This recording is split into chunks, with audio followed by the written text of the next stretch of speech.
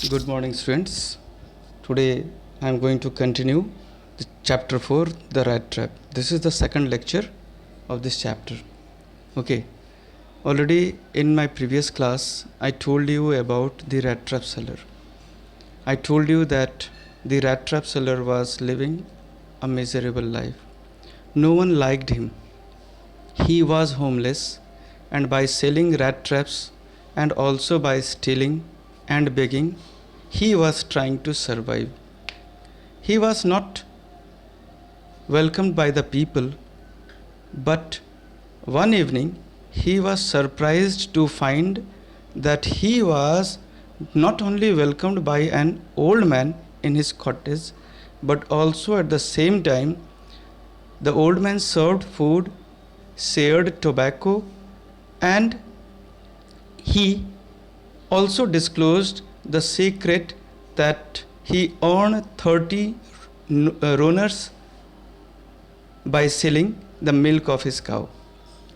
Next day, both went their way. But after an hour, rat trap seller came and stole the money, and he went away. Now let us see what is going to happen in the life of rat trap seller. Today we are going to start the last paragraph of page number 34. Okay, now see the paragraph. As he walked along with the money in his pocket, he felt quite pleased with his smartness. He realized, of course, that at first he dared not continue on the public highway, but must turn off the road into the woods. During the first hours, this caused him no difficulty. Later in the day, it became worse, for it was a big and confusing forest which he had gotten into. He tried to be sure to walk in a definite direction, but the paths twisted back and forth so strangely. He walked and walked without coming to the end of the wood, and finally he realized that he had only been walking around in the same part of the forest. All at once he recalled his thoughts about the world and the rat trap. Now his own turn had come. He had let himself be fooled by a bait and had been caught. The whole forest, with its trunks and branches, its thickets and fallen logs, closed in upon him like an impenetrable prison from which he could never escape. Let us see this paragraph. So, after stealing the 30 roner of the crofter, the peddler was quite happy. He thought it was unsafe to walk on the highway because he feared of being caught. So he decided to walk through the forest. In the beginning, for the rat trap seller, it was not difficult to walk through the forest, but later on, it got confused for him as he forgot his way. It means he lost his way and was unable to come out of the forest. He tried hard to walk in the right direction, but it was all in vain, and he found himself at the same place again and again. Now, he started thinking that he himself was caught in the trap of the world just like other people. He realized that he was fooled by the bait of money which he had stolen from the old man's house. It was clear that the money was a kind of a bait for him, and he was caught in the trap of the world. And it was not easy for him to come out of it. The forest seemed like a prison full of trunks and branches, and it's impossible to come out of this prison. Okay, now I think it is clear. Now see the next paragraph. It was late in December. Darkness was already descending over the forest. This increased the danger and the way out, and he sank down on the ground, tired to death, thinking that his last moment had come. But just as he laid his head on the ground, he heard a sound, a hard, regular thumping. Thumping here means violent. There was no doubt as to what that was. He raised himself. Those are the hammer strokes from an iron mill, he thought. There must be people nearby.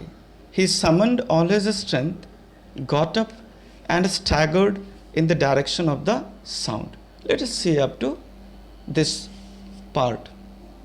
Okay, so it was the month of December. So it got dark easily. Seeing the darkness spreading over the sky, the hope of escaping the forest reduced for the rat trap seller. And at the same time, danger to his life also increased.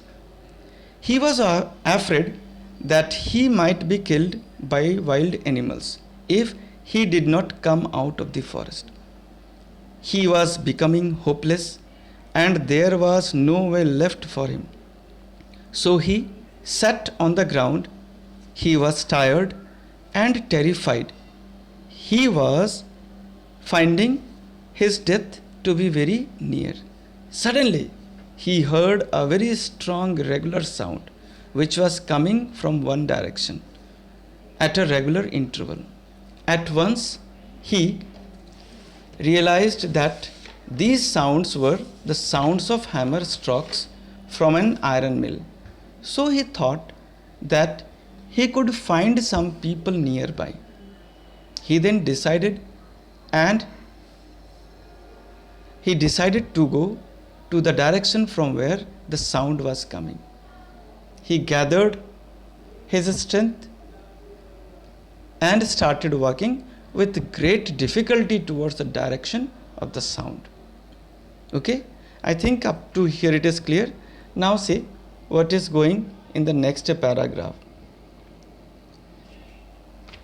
The Ramsjo iron works, which are now closed down, were not so long ago a large plant with smelter, rolling mill and forge.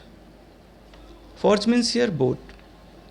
In the summertime, long lines of heavily loaded barges, barges means here boat, forge means mold. In the summertime, long lines of heavily loaded barges and scows means also boat, slide down the canal which led to a large inland lake, and in the winter time the roads near the mill were black from all the coal dust which sifted down from the big charcoal carrots. Now see this paragraph. So in this paragraph we get some information about the iron mill. About the iron mill, what is said? That the Ramsjo Iron Works was a large plant which had shut down few years ago. In that iron mill, there were smelter, rolling mill, and a forge. There were all the machines and tools which is generally seen in an ironwork factory. In summer season, generally the long flat bottomed boats were used to carry the supplying materials, and it led to a large inland lake. While in the winter season, the roads turned back because of the dust of the coal which came to the factory through transportation in bulk. I think this is also clear that Ramsjo factory, where the iron works were generally done. And in that factory, many tools, machines were used, even the boats were also used to shift the irons from one place to another place. Okay, now see the next paragraph.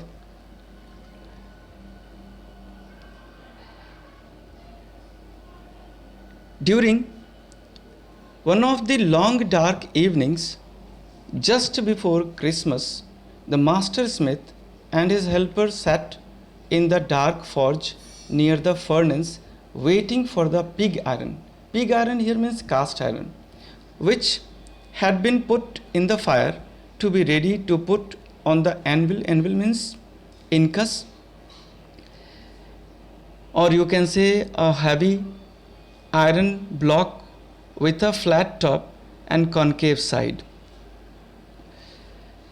Every now and then, one of them got up to steer the glowing mass with a long iron bar, returning in a few moments, dripped with perspiration, though, as was the custom, he wore nothing but a long shirt and a pair of wooden shoes. Now see this paragraph. Here we are going to get a clear picture of the factory, the inside, what is going on, that we are going to get in this paragraph. For example, what was going there and what the workers were doing. A clear picture we are going to get in this paragraph. Okay, so it was on one day, one long dark evening near Christmas time, the master smith and his helper was sitting in the dark forge which was built near the furnace. The master smith was wearing a long shirt and a pair of wooden shoes. Both of them were waiting for the pig iron which was to put inside the furnace fire to be ready to put on the anvil. Then they took turn to stir the hot liquid, and because of heat they both returned sweating after completing their work near the furnace. Clear? So this is the picture which we are getting, what's going inside the factory. Now see the next paragraph. All the time there were many sounds to be heard in the forge.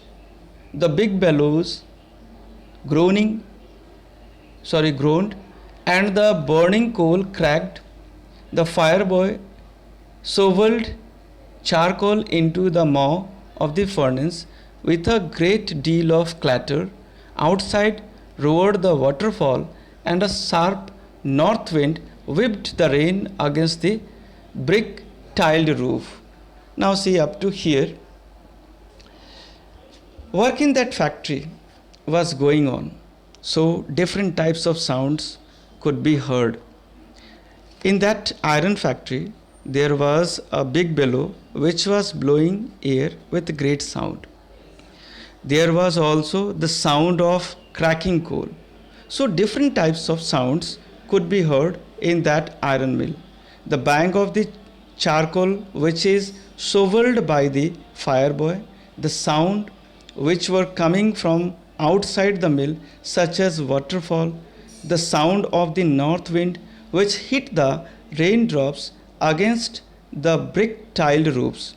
All these sounds were heard by the rat trap seller, and he thus reached the gate of the factory in order to get shelter that night. Okay, I think up to here it is clear. Let us see the next paragraph. It was probably on account of all this noise that the blacksmith did not notice that a man had opened the gate and entered the forge until he stood close up to the furnace. Okay, now see, it was because of all these sounds the blacksmith also did not realize that someone had opened the gate of the forge and entered inside till he came and stood near the furnace. Clear? So finally, the rat trap seller was standing in front of the blacksmith. Now see the next paragraph.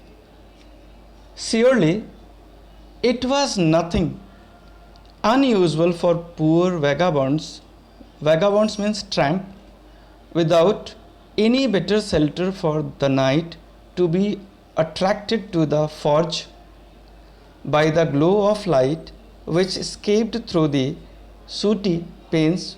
Sooty means here smoked, and to come in to warm themselves in front of the fire.